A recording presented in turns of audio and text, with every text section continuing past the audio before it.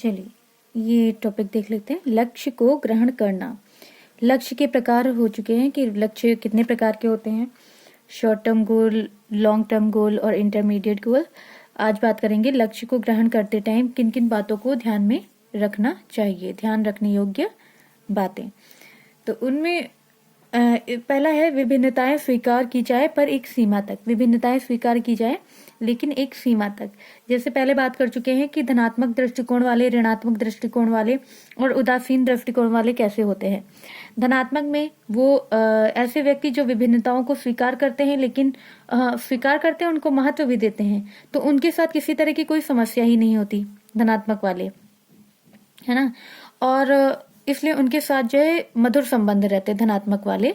सबके अलग अलग मत रहते हैं और उनसे क्या होता है, मैच खा जाते हैं। कैसे? क्योंकि वो विभिन्नताएं जो हैं उनको स्वीकार भी करते हैं, उनको एक्सेप्ट भी करते हैं और साथ ही उनको महत्व भी देते हैं, यानी उनको स्वीकारते हैं और महत्व भी देते हैं।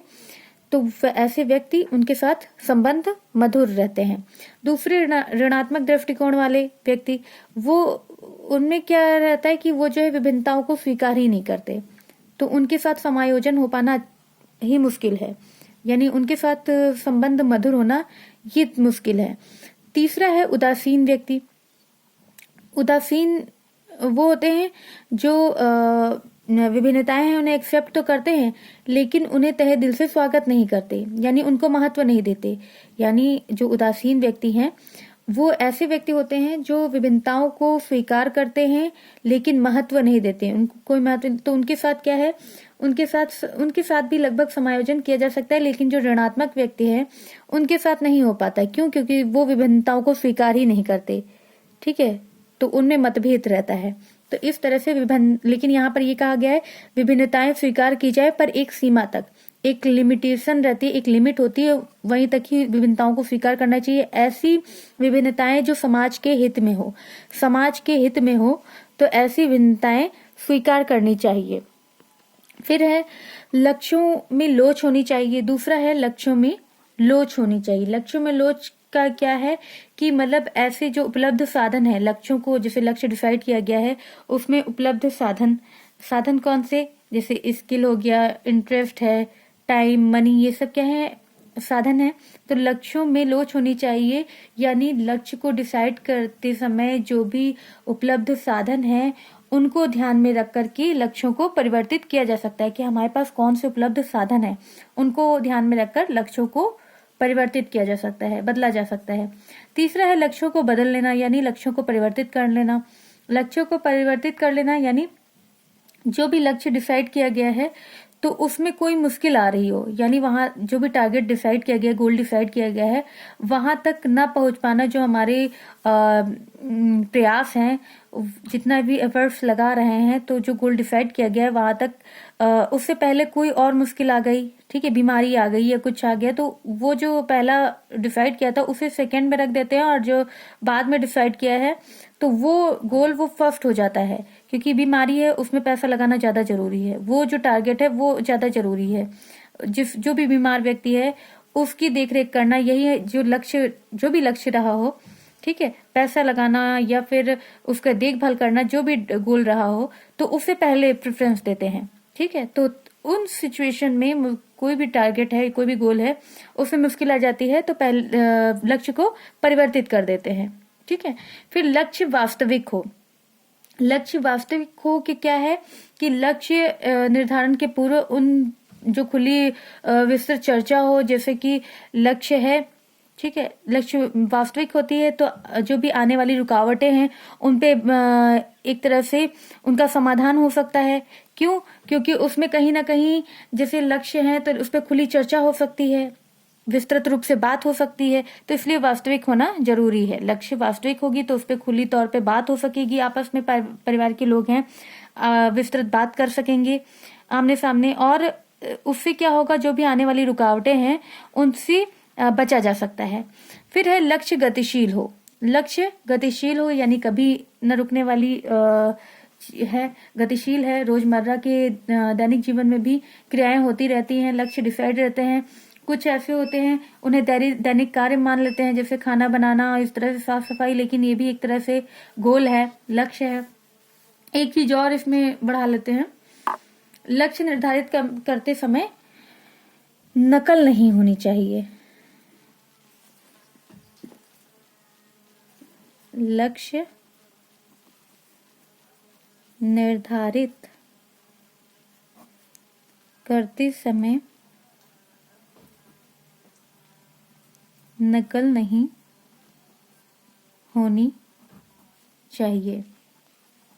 तो ये भी है, इनको भी ध्यान में रखना चाहिए कि जब लक्ष्य डिसाइड करते हैं तो सबके परिवार की अलग अलग परिवार की अपनी अलग सिचुएशन होती है, अलग परिस्थितियां होती है, सब उसी के अकॉर्डिंग उनके गोल होते हैं। किसी के पास घर है, उन्हें घर की नहीं, उनकी जो बीमारियां चल रही हैं घर में, जो और बुजुर्ग लोग हैं या बच्चों की है बीमारी लगी हुई है, तो उनका पहला जो गोल है कि हाँ बच्चों को स्वस्थ रखना, ठीक है। तो या मेंटली वर्क कर रहे हैं, फिजिकली वर्क कर रहे हैं परिवार के लोग या उनमें से कोई सदस्य है, तो उनके ऊपर थोड़ा सा ध्यान देना।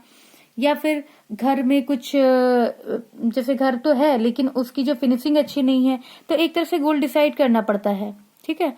तो सबकी अपने अपने गोल होते हैं, अपनी अपनी परिस्थिति के अकॉर्डिंग अपने अपने गोल होते हैं। तो लोग क्या करते हैं, लक्ष्य निर्धारित करते समय नकल नहीं होनी चाहिए, तो नकल दूसरे के गोल को अपना बना लेते हैं। अब जैसे घर है हमारे पास, लेकिन फिर भी हम दूसरे को देकर के नहीं, एक घर होना चाहिए, अब वही पैसा किसी अच्छे काम में लग सकता था। तो ये क्या है, नकल नहीं होनी चाहिए। हमारी जो प्रेफरेंस है उसको देखते हुए, हमारे परिवार की जो लक्ष्य हैं, जो जरूरतें हैं, उनको ध्यान में रखते हुए लक्ष्य डिसाइड करना चाहिए। तो ये हो गया लक्ष्य ग्रहण करते समय निम्न बातें ध्यान रखना। पहला है भिन्नताएं स्वीकार की जाए, लेकिन एक सीमा तक लक्ष्यों की में लोच होनी चाहिए। लक्ष्यों को बदल लेना, लक्ष्य वास्तविक हो, लक्ष्य गतिशील हो, लक्ष्य निर्धारित करते समय नकल नहीं होनी चाहिए। तो ये हो गए इनको ध्यान में रखने वाली बातें। अब बात कर लेते हैं परिवार के सार्वभौमिक लक्ष्य। परिवार के कौन कौन से जो सभी के लिए वो जो लक्ष्य हैं वो सभी के लिए कौन कौन से हैं, तो वो देख लेते हैं। परिवार के सार्वभौमिक लक्ष्य, ठीक है। तो परिवार के सार्वभौमिक लक्ष्य कौन से हैं? पहला परिवार के सदस्यों के उत्तम स्वास्थ्य की प्राप्ति। परिवार के सदस्यों के उत्तम स्वास्थ्य की प्राप्ति। दूसरा है परिवार के सदस्यों का सर्वांगीण विकास। परिवार के सदस्यों का सर्वांगीण विकास। तीसरा है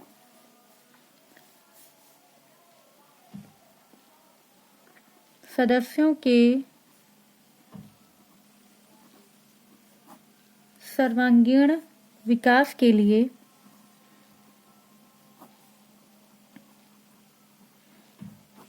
परिवार में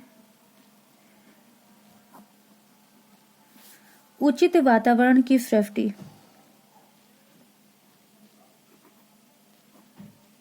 उचित वातावरण की सृष्टि। नेक्स्ट है परिवार के लिए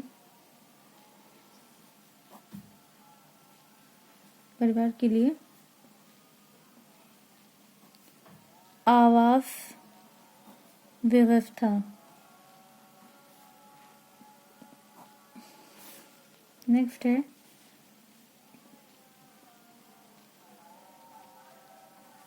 परिवार के लक्ष्यों की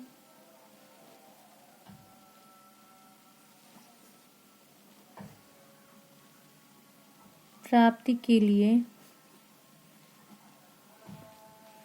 एक योजना बनाना।